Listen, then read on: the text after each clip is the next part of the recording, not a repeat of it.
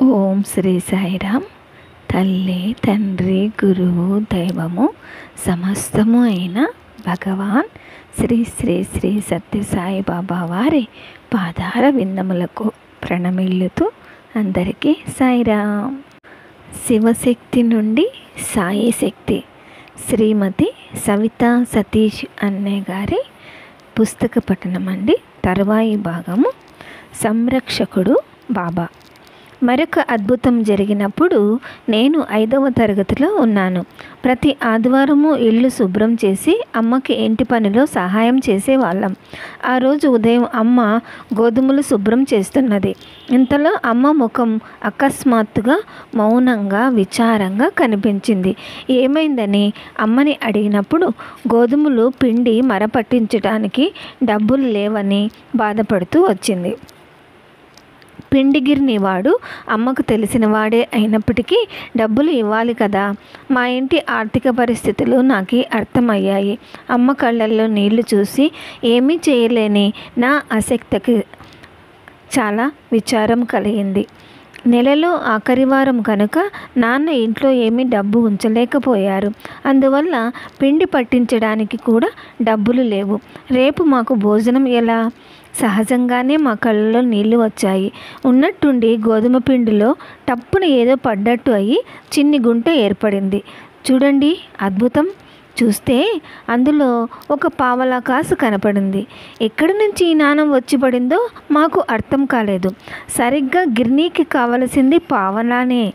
మా ఆర్థిక పరిస్థితి అంత అధ్వానంగా ఉన్నప్పటికీ మేము బాబా పట్ల ఎప్పుడూ నిరుత్సాహంగా ఉండేవాళ్ళము కాదు. మా ఆత్మాభిమానం గురించి బాబాకి బాగా తెలుసు కనుక మాకు సరిగ్గా పావలా మాత్రమే అవసరం కనుక అంతే ఇచ్చారు స్వామి. ఆ పావలా కాసును మా పెద్దక్క అలకనందకి చూపించాను. ఆమె ముద్దు పేరు. తరువాత మా 2వ సోదరి కీర్తికి కూడా చూపించాను. తర్వాత పిండి మరకి వెళ్ళాను. ఈ సంఘటన తర్వాత మాకు ఆర్థికంగా ఇంతటి దుస్థితి ఎన్నడూ ఎదురు కాలేదు. మేము చాలా దుర్భరమైన ఆర్థిక పరిస్థితిలో సమస్యలలో ఉన్నప్పుడు అటువంటి క్లిష్ట పరిస్థితిలో బాబా సరిగ్గా సమయానికి అవసరమైన సహాయం అందించారు. ఆ విధంగా బాబా అందించిన సహాయాన్ని, ఆయన మాపై కురిపించిన అనుగ్రహాన్ని తలుచుకుంటే నేను కళ్ళ వెంట కారే నీళ్లను ఆపుకోలేను. చిన్నతనంలో బాబా పట్ల నా భక్తి చాలా నిస్వార్థంగా ఉండేది. బాబాను ఏదో ఒకటి కావాలని నేను అడుగుతానని ఎన్నడూ నేను ఊహించలేదు. బయట ప్రపంచం విషయాలు కానీ, లౌకిక వ్యవహారాలు కానీ, భవిష్యత్తును గురించి ఎటువంటి భయాందోళనలు కానీ ఏమీ ఉండేవి కావు. కానీ అంత చిన్న వయసులో కూడా నాకు మిగతా అన్ని విషయాల కంటే బాబా గురించిన ఎరుక, చింతన ఎక్కువగా ఉండేది. ఎవరైనా బాబా గురించి వ్యతిరేకంగా మాట్లాడితే నేను మాత్రం ఎంత మాత్రమూ సహించలేకపోయేదాన్ని. అలాంటి ఒక రోజును నేను జీవితంలో మర్చిపోలేను. మా నాన్నగారు ప్రతి ఆదివారం తోటకు వెళ్ళేవారు. ఒక ఆదివారం అమ్మ కూడా స్కూల్ పని మీద వెళ్ళింది. అక్కడ చాలా ఆలస్యం అవుతుందని ఆవిడ ఎంత మాత్రమూ అనుకోలేదు. అమ్మ నాన్న ఇద్దరూ ఇంట్లో లేనప్పుడు మా నలుగురిలో మిగిలిన పిల్లల బాధ్యత అందరికంటే పెద్దది అయిన అక్క అలకనంద పైన పడేది. అక్క వంట చేస్తే మేమంతా తనకి సహాయం చేసేవాళ్ళం. ఇంట్లో వంట గ్యాస్ ఉండేది. కిరోసిన్ స్టవ్ ఉంది కానీ అందులో కిరోసిన్ లేదు. అక్క వంట చేస్తుండగా వంట గ్యాస్ అయిపోయింది. కిరోసిన్ కొనడానికి అవకాశమే లేదు. ఎందుకంటే అమ్మ ఇంట్లో డబ్బు ఉంచలేదు. మేమంతా చిన్నపిల్లలమే అయినప్పటికీ, మా ఇంట్లో ఆర్థిక పరిస్థితి అంతగా బాగలేకపోయినప్పటికీ ఇంట్లో ఆర్థిక స్థితిగతుల గురించి ఇరుగు పొరుగు వాళ్ళకి ఎవరికీ చెప్పేవాళ్ళము కాదు. ఉదయం అల్పాహారంగా 1 కప్పు పాలు మాత్రమే తాగడం వలన అప్పటికే మాకు చాలా ఆకలిగా ఉన్నది. బాబా మనసులో ఏముందో ఎవరికి తెలుసు. అప్పటికి ఆ వయసులో నాకు భగవంతుడి అసలు రూపం గురించి, ఆయన దివ్యశక్తుల గురించి, ఈ ప్రపంచంలో జరిగేవన్నీ భగవంతుని సంకల్పం వల్లనే జరుగుతాయని, ఇలాంటి విషయాలు ఏమీ తెలియవు. చిన్న చిన్న విషయాలకు కూడా భగవంతుడిని ప్రార్థించవచ్చునని కూడా తెలియదు. అప్పటికి సమయం 3 గంటలు అయింది. సాయంత్రం. మామూలుగా రోజు 2 సార్లు భోజనం అయిపోయి ఉండేది ఈ పాటికి. ఈరోజు ఇంకా ఒక్క ముద్దన్నం కూడా లోపలికి పోలేదు. 3 ఏళ్ల వాడైన మా తమ్ముడు ఆకలితో నకనకలాడుతున్నాడు. ఏడుస్తున్న వాడి ముఖం నేను చూడలేకపోతున్నాను. వాడి కోసం బాబా చిత్రపటం ముందు కూర్చొని గాఢంగా బాబాని ప్రార్థించసాగాను. ఆ సమయంలో అకస్మాత్తుగా అనుకోకుండా మా అమ్మగారి అమ్మ ఆకాశం నుంచి ఊడిపడ్డట్టుగా వచ్చారు. మేము ఏమీ చెప్పకుండానే అమ్మమ్మ మా పరిస్థితిని అర్థం చేసుకుంది. ఆవిడ వెంటనే పరిస్థితిని చక్కపెట్టి మా వీపు తట్టి మమ్మల్ని ముద్దు చేసి మాకు భోజనం పెట్టింది. ఇంత సహాయం బాబా తప్ప ఇంకెవరు చేయగలరు? రక్షకుడు బాబా కాక ఇంకెవరు? ఇటువంటి 2-3 సంఘటనలు నా విశ్వాసాన్ని మరింత దృఢం చేశాయి. చేతులు జోడించి నమస్కరించి ప్రార్థించగానే బాబా సహాయం అందించడానికి పరుగున వస్తారు. అప్పటి నుంచి బాబా యందు మరింత భక్తి నాకు పెరగసాగింది. కొన్నిసార్లు బాబా కోసం నేను దుఃఖించగానే బాబా బాబా అంటూ ఏడవగానే నా చుట్టూ విభూది పరిమళం వ్యాపించేది. అకస్మాత్తుగా నాకు బాబా కనిపించేవారు. అంతలోనే క్షణకాలంలో అదృశ్యమయ్యేవారు. మా ఇంటి 2 వైపులా తెరిచి ఉన్న బాల్కనీలు 2 ఉండేవి. నేను ఎప్పుడూ బాల్కనీలో కూర్చున్నా, నిల్చున్నా లేదా ఏ పని చేస్తున్నా అకస్మాత్తుగా బాబా కనిపించేవారు. అంతలోనే అదృశ్యమయ్యేవారు. వెంటనే నేను లేచి పరిగెత్తి ఆయనను పట్టుకోవడానికి ప్రయత్నం చేసేదాన్ని. ఒక బాల్కనీ నుంచి మరొక బాల్కనీ వైపుకు పరుగులు పెట్టేదాన్ని. కానీ ఆయన నా చేతులకి చిక్కేవారు కాదు. ఆ పరుగులు చూసి అమ్మ కేకలేసేది. ఎందుకు నువ్వు అలా అటు ఇటు పరిగెడుతున్నావు అని. బాల్కనీలోకి చదువుకోవడానికి వెళ్ళినప్పుడల్లా విభూది వాసన వచ్చేది. ఎవరో అక్కడ దగ్గరగా ఉన్నట్లుగా అనిపించేది. బాబాను చూస్తుండగానే ఆయన త్రుటిలో మాయమయ్యేవారు. నేను తల తిప్పేలోగా బాబా అదృశ్యమయ్యేవారు. నేను పైకి కిందికి పక్కలకు చూసినప్పుడు నేను ఎటువైపు చూస్తే దానికి సరిగ్గా ఎదురు దిశలో బాబా ప్రత్యక్షమయ్యేవారు. ఆయనను పట్టుకోవడానికి నేను పరిగెత్తుతూ ఉండేదాన్ని. కానీ ఎన్నడూ ఆయనను పట్టుకోవడం సాధ్యం కాలేదు. అది ఎలా సాధ్యం? బాబా భగవంతుడు. ఆయన దేవుళ్ళకే దేవుడు. ఒకరోజు సాయంకాలము స్కూల్ నుంచి వచ్చిన తర్వాత అమ్మ చెప్పింది, 1 వారం రోజులలోగా బాబా షోలాపూర్ వస్తున్నారని. ఈ వార్త విని మేము ఆనందంతో పొంగిపోయాము. మేము రోజు పూజిస్తున్న బాబాను కళ్ళారా నేరుగా దర్శించే అవకాశం మాకు త్వరలో లభించబోతున్నది. ఆ రోజు కోసం మేము ఆత్రుతతో ఎప్పుడెప్పుడా అని ఎదురుచూడసాగాము. 8 రోజులు చాలా ఎక్కువ దూరం అనిపించింది నాకు. అనేక రకములైన భావోద్వేగములకు నేను లోనైనాను. ఆ 8 రోజులు నాలో చాలా ప్రశ్నలు చెలరేగాయి. ఆయన నిజంగా ఎలా కనిపిస్తారు? ఆయన నా వైపు చూస్తారా? ఆయన నాతో మాట్లాడతారా? నేను అసహనంగా రోజులు లెక్క పెట్టుకుంటున్నాను. చివరికి ఆ రోజు రానే వచ్చింది. ఇంట్లో పని అంతా ముగించుకొని బాబా దర్శనమిచ్చే మైదానం దగ్గరికి బాబా రావడానికి ముందే చేరుకున్నాము. మైదానం అంతా జనంతో నిండిపోయింది. 4-5 గంటల మధ్య బాబా వచ్చారు. హిందీలో తన ప్రసంగాన్ని ప్రారంభించారు.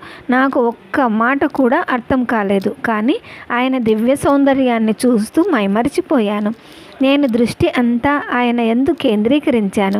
అప్పుడు నా వయసు 7 నుంచి 8 సంవత్సరాలు ఉంటుంది. అంత దూరం నుంచి నేను చిన్నపిల్లని కనుక బాబా నాకు బాగా కనిపించడం లేదు. ఎన్నిసార్లు ఆయనకు నేను నమస్కారం చేశానో నాకు గుర్తులేదు. అమ్మ, తమ్ముళ్ళు, అక్కలు అంత మైదానంలో ఒక మూలగా నిలబడి ఉన్నారు.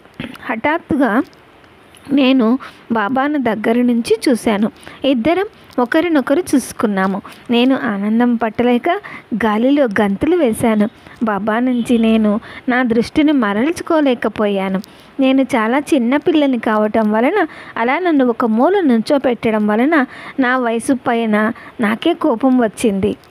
కొన్ని రోజుల తర్వాత ఆదివారం బాబా బీజాపూర్ వెళ్ళబోతున్నారని అమ్మ చెప్పింది. శనివారం మధ్యాహ్నం స్కూల్ నుంచి రాగానే తయారయ్యి మధ్యాహ్నం బస్సులో బయలుదేరి బీజాపూర్ వెళ్ళాము. సాయంకాలానికి బీజాపూర్ చేరుకున్నాము. అక్కడ మా బంధువుల ఇంట్లో మేము బస చేశాము. మేము బాబా దర్శనం కోసం వచ్చామని చెప్పేసరికి వాళ్ళు కొంత అసంతృప్తికి గురయ్యారు. బాబా దర్శనం మాకు ముఖ్యం కనుక మేము వాళ్ళ మాటలను ఏమాత్రం పట్టించుకోలేదు. బాబావారు సాయంత్రం 4-5 గంటల మధ్య రావాల్సి ఉన్నది. మేము కూడా ఇంచుమించు అదే సమయానికి అక్కడికి చేరుకున్నప్పటికీ మాకు మొదటి వరుసలో చోటు దొరికింది. వేదిక పైన చాలా దగ్గరగా బాబా నుంచోవడం నాకు చాలా ఆనందాన్ని కలిగించింది. చాలామంది భక్తులు బాబాకి దండలు వేశారు. అమ్మ నా చేతికి ఒక దండ ఇచ్చి బాబా గారికి వేయమంది. ఇంత చిన్న పిల్లవు నువ్వు ఎలా బాబాకి దండ వేస్తావు? పెద్దవాళ్ళు మాత్రమే దండ వేయాలి అని ఎవరో నన్ను ఆపేశారు. అయ్యో భగవంతుడా, ఈ చిన్న వయసు అనే కారణం వలన నాకు ఒక గొప్ప అవకాశం తప్పిపోయింది. మళ్ళీ నా చిన్న వయసు మీద నాకు చాలా కోపం వచ్చింది. ఇప్పటికీ ఈ సంఘటన తలుచుకుంటే నాకు చాలా బాధగా అనిపిస్తుంది. అయినా బాబాను దగ్గర నుంచి చూడగలగటం అనే కోరిక తీరింది. అదే రోజు రాత్రి మేము షోలాపూర్ తిరిగి వచ్చేసాము. మళ్ళీ మేము మా రోజువారి కార్యక్రమాలలో మునిగిపోయాము.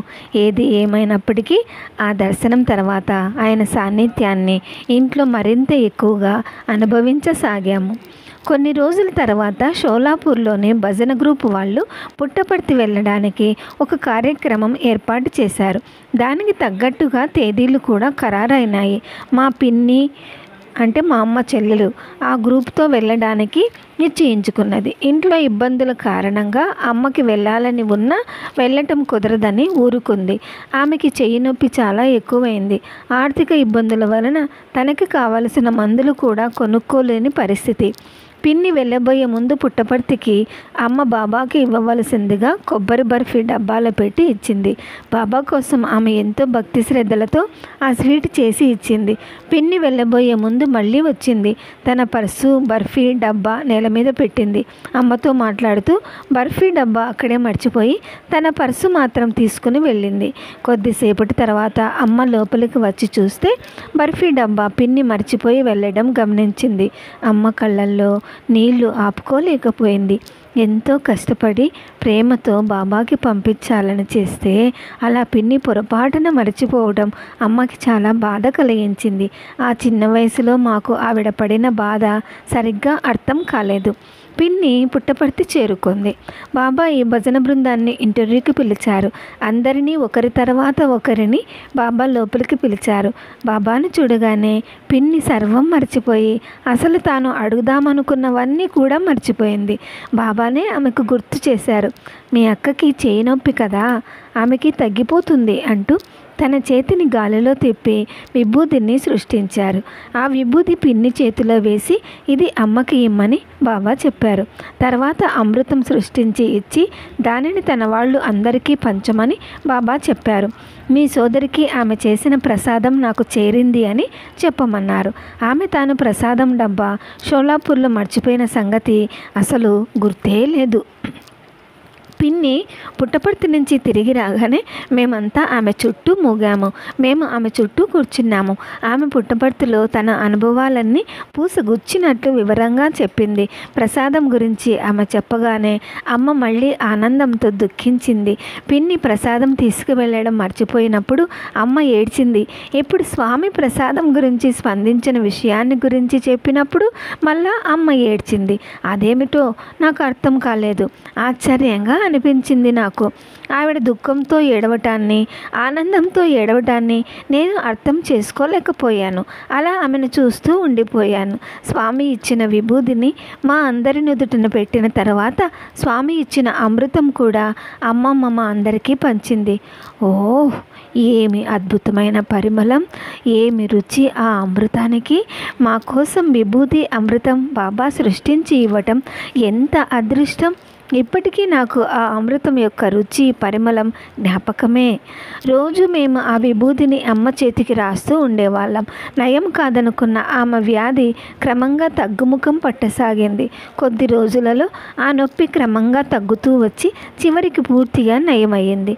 ఇప్పటికీ ఇది జరిగి 35 ఏళ్లకు పైగా అయ్యింది. కానీ ఆ నొప్పి ఆమెకు మళ్ళీ రాలేదు. ఆమె స్కూల్కి వెళ్ళి పాఠాలు చెబుతున్నది, ఇంటి పనులు చేసుకుంటున్నది. నేను 5వ తరగతి చదువుతుండగా 9 ఏళ్ల వయసులో ఉన్నప్పుడు 16 సోమవారాలు వ్రతం చేశాను. అదే వయసులో గురువారం నాడు సంతోషిమాత గురించి, శుక్రవారం నాడు కూడా ఉపవాస వ్రతం చేసేదాన్ని. ఇటువంటి వ్రతాలు కొందరు దేవతలను ఉద్దేశించి చేసినప్పుడు మిగిలిన దేవుళ్ళకి కోపం వస్తుందేమోనని భయపడేదాన్ని. అందరు దేవుళ్ళు ఒక్కరేనన్న విషయం అప్పుడు నాకు తెలియదు. ఏది ఎలా జరిగినా శివుని యందు, బాబా యందు నాకు గల భక్తి ఎంత మాత్రము చెదరలేదు, మారలేదు. ఓం శ్రీ సాయిరామ్. తర్వాయి భాగం వచ్చే వారం విన్నామండి. జై బోలో భగవాన్ శ్రీ సత్య సాయి బాబాజీకి జై. సమస్త లోకా సుఖినో భవంతు. ఓం శాంతి శాంతి శాంతి. అందరికీ సాయిరామ్.